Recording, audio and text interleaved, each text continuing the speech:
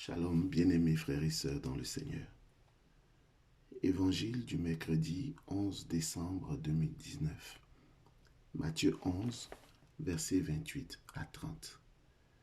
Il est dit au verset 29, « Prenez sur vous mon joug et mettez-vous à mon école, car je suis doux et humble de cœur, et vous trouverez le repos de vos âmes. » Jésus répète, « Je vous donnerai le repos. » Et plus loin, il dit encore, « Vous trouverez le repos de vos âmes. » Qu'est-ce que le repos de l'âme? Avant de répondre à cette question, il est important de bien saisir ce que le terme âme signifie. Le catéchisme de l'Église catholique, en son paragraphe 363, déclare « Souvent, le terme âme désigne dans l'Écriture sainte la vie humaine ou toute la personne humaine. Mais il désigne aussi ce qu'il y a de plus intime en l'homme et de plus grande valeur en lui, ce par quoi il est plus particulièrement image de Dieu. Âme signifie le principe spirituel en l'homme.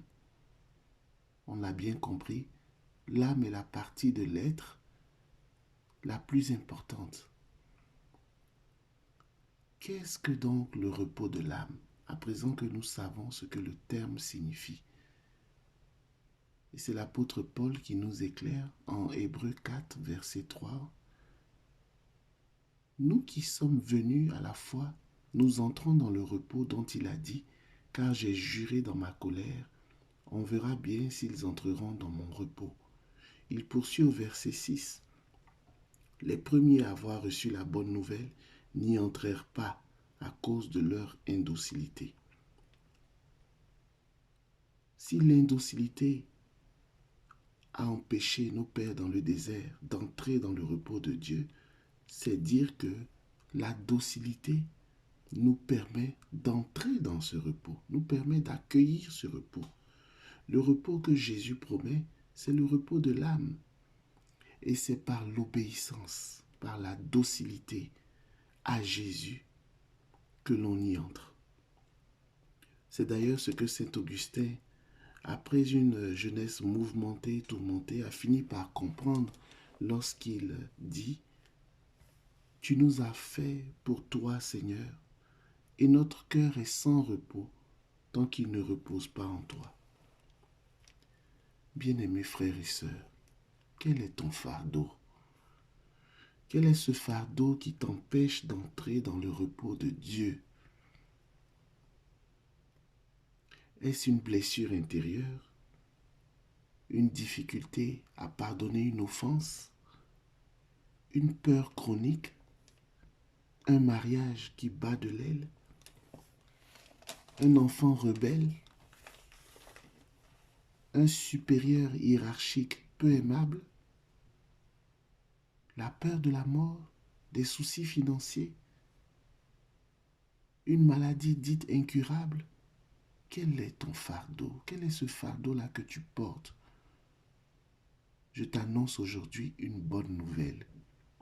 Ose obéir à Jésus-Christ de Nazareth et il donnera à ton âme, c'est-à-dire ce qu'il y a de plus intime et de plus grande valeur en toi, le véritable repos. Aujourd'hui, si tu prends la décision d'obéir à Jésus, tu peux mettre fin à toute cette anxiété, à toutes ces angoisses, à toutes ces insomnies, à toute cette fatigue que tu traînes depuis si longtemps. Quand notre âme est dans le repos de Dieu, c'est alors que nous expérimentons le bonheur, la vraie paix. À quoi te sert-il de gagner ce monde si c'est pour perdre ton âme? En cette période de l'Avent, je prie avec les mots de l'apôtre Pierre en 1 Pierre 1, 22. Bien-aimé, je souhaite pour toi et pour moi que l'Esprit Saint nous aide à purifier nos âmes en obéissant à la vérité. Cette vérité n'est autre que Jésus-Christ de Nazareth. Que la grâce de notre Seigneur Jésus soit ton partage en ce jour. Amen.